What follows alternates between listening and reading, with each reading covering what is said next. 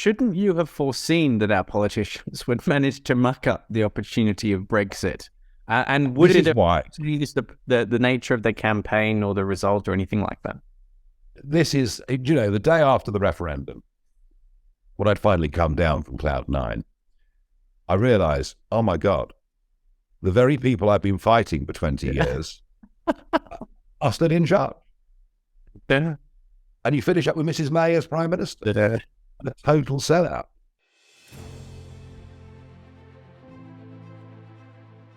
Hello and welcome to This Week in Review with Nigel Farage. Nigel, let's start with a reader question which came in, which I thought was especially interesting. In your interesting videos with Nigel Farage, he has on several occasions used the term globalist, seemingly as a pejorative, for example, in reference to Rishi Sunak.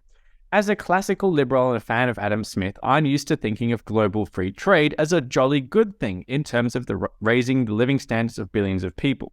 So what does Nigel mean, and therefore what am I missing? I get absolutely what you're saying, and one of the potential benefits of Brexit was to leave the common commercial policy and be able to negotiate our own trade deals around the world, rather than having it done by an unelected bureaucrat with a team of people on behalf of 27 different nations. So I completely get what you mean. And I do think, actually, it's very interesting, isn't it, all these years on, that a lot of Adam Smith's thinking is just as pertinent and just as relevant today as it was when he wrote it. Globalism is a different force. Are we living in an interconnected global economy? You bet your life we are. Possibly one that's too dependent on China, but that's more about strategic reasons perhaps than economic ones. Globalism is the force that is driven predominantly by the giant multinationals, that says it wants decision-making to move up from the nation state to a whole series of bodies, be it the World Health Organization, putting out a treaty for how the next pandemic should be dealt with, be it the United Nations, who set out a charter, or did in 1951, as to who should be a refugee that now appears to apply to virtually the whole of the world when it comes to crossing the channel. But of course, the epicenter of globalism is Brussels.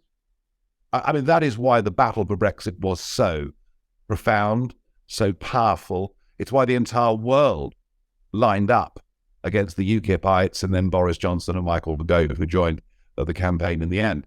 And that is about decision-making moving beyond the democratic fingertips of ordinary people. You move it on up to a higher, much cleverer, so they think, group of people. And I see absolutely no evidence that people want to get rid of the nation state as a building block. In fact, quite the reverse.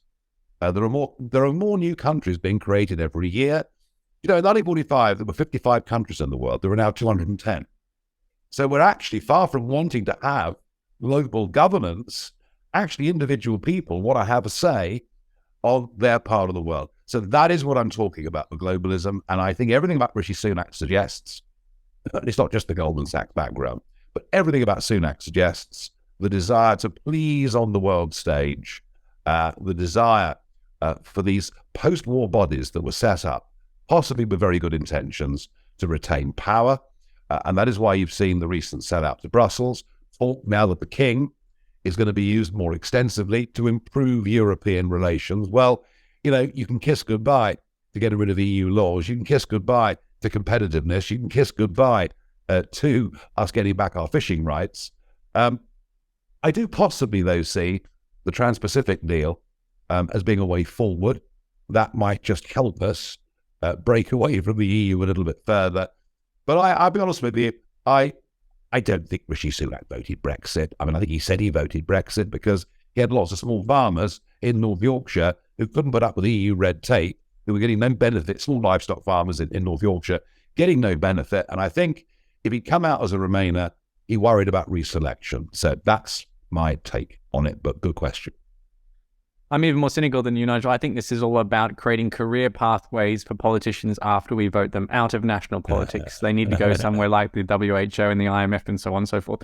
The answer that I expected from you featured something along the lines of, the only way to control the amount of government interference in our lives is through competition between governments. So, for example, the only reason we don't have incredibly high tax rates is because somewhere like Ireland will benefit from having a low tax rate.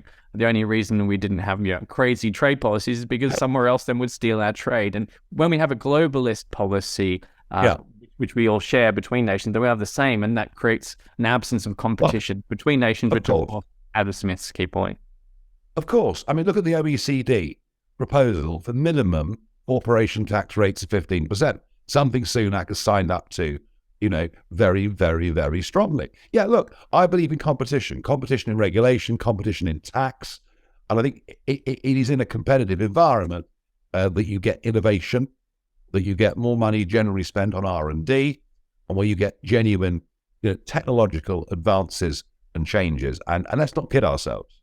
Europe, the European Union, and us, we are falling way behind the rest of the world on many of these things. Yeah, and what creates the opportunity is that we benefit by pursuing the right policy, because everyone else pursuing the wrong policy doesn't get that benefit. Let's move on to an amusing headline I read in the Telegraph, which I can't wait to see your facial expression on. House prices have fallen. Is Brexit finally to blame?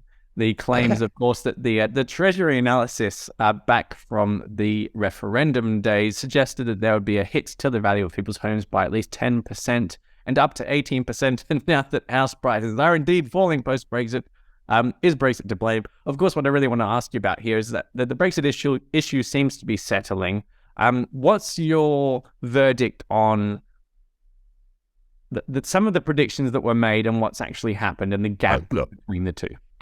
I mean, that vile George Osborne, who's been back in the news this week, he wants to tax cakes, orange juice, and ban smoking. I mean, go to hell, please. We don't like you very much. If this is conservatism, God help us. Yeah, I mean, Osborne was the lead, wasn't he, for the Treasury on, collapse in house prices, several 100,000 jobs to leave the City of London. The opposite has happened. David Cameron, of course, went further and suggested World War III might result as a result of Brexit. And some even tried to blame the pandemic on Brexit. Forget it. But to be fair, Nigel, if we did have World War III, the media would blame it on Brexit. Well, probably, yes. I mean, it wouldn't surprise me at all. But no, I think the truth of it is that any damage, I mean, when you move house, there is a cost of moving house, but you do it because you see a benefit. You're upsizing, you're downsizing, you're doing it for a reason. But when you move house, you need to take advantage of that move.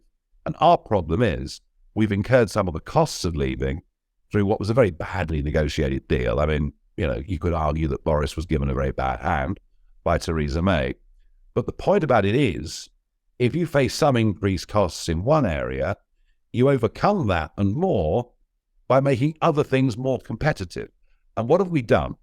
We've used Brexit to put taxes up. I mean, think about this.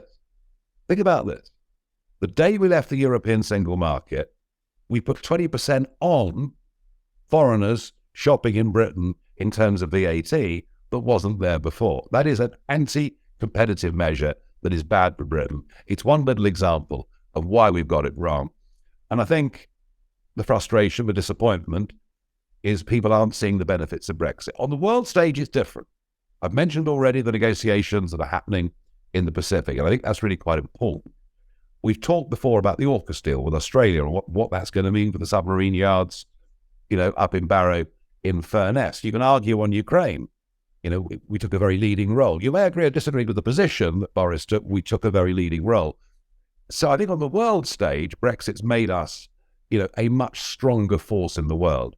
I just think domestically, millions of people running small businesses, fishermen, people like that voted for Brexit, hoping for reduced regulations, just haven't seen it. So we haven't taken advantage is really the answer. Yeah, focusing on the first part of that answer, shouldn't you have foreseen that our politicians would manage to muck up the opportunity of Brexit? And would it have changed the nature of the campaign or the result or anything like that? This is, the day after the referendum, when I'd finally come down from Cloud 9, I realized, oh my God, the very people I've been fighting for 20 years are still in charge. Yeah. And you finish up with Mrs. May as Prime Minister. A total sellout. And it was why, at the end of 2016, when there was significant talk that if I could show what I'd done for charity, etc., that I might get put in the House of Lords. Would it have happened? I don't know, but certainly those negotiations were going on. And it was why I said, no, I don't want to pursue this. I'm not interested, because they might just make such a bloody mess of it that I might need to come back again. And thank goodness I did that, because I think if we hadn't had the Brexit Party winning that European election, ousting Theresa May, putting Johnson in, I don't think Brexit would have happened at all. Yeah, I think agree. we'd have gone on with this endless, desperate sort of constitutional crisis. It could have gone on for years and years and years. That's what I expected at the time, I think. So yeah, I agree. Let's move on to more financial matters. Then interest rate hikes in the US and an unexpected one in Australia is part of a trend that the central bankers are continuing to take inflation seriously, at least when it comes to hiking interest rates. What do you make of this continuation? Because inflation has come down quite a bit in some parts of the world, and yet it doesn't seem to have slowed down central bankers much yet. Well, it's genius, isn't it? I mean, they got it wrong again. And they didn't put interest rates up when they should have done, when many of us could see inflation coming up over the horizon. And now we've got inflation belatedly. They're putting interest rates up when oil's just fallen to $72 a barrel. Yes, there are still food price pressures, but inflation, it's sticky. It ain't going to go away completely, but it doesn't look or feel like it's going to rocket from where it is at the moment. And I just think they're getting it wrong. I think they're getting the whole cycle wrong. I don't think now is the time for countries to put interest rates up. I really don't. Talking about getting it wrong, the poor Federal Reserve head Jerome Powell announced that the banking crisis in the US was effectively over and we didn't need to worry so much anymore. Within hours of that announcement, the next bank got into trouble and its share price absolutely plunged more than 50%, I believe. What do you make of the fact that we've got this slow motion financial crisis in the banking sector, the US banking sector, playing out while interest rates are still going up? Where do you think the priorities lie for the central bankers? Saving the banking system or dealing with inflation? Probably saving the banking system, ultimately. I think that probably matters to them more than anything else. And maybe it matters more to all of us, ultimately, actually, because we know from 2008, if this all goes belly up, we will finish up paying a hell of a price for it. Yeah, I mean, the Jerome Powell comments were comical, a bit like Comical Alley. There are no American tanks in Baghdad and they're going past the window all those years ago. Look, I don't know, Nick, and I've said this last week, this sort of slow rolling momentum of banking problems, it has a familiar ring. We saw it. It's exactly the pattern we saw back in 2008. I do suspect the banking systems overall are healthier and are better regulated than they were in 2008. I'm actually quite convinced of that. But it doesn't mean it does not mean there's not more bad news to come. I'd be surprised if there isn't.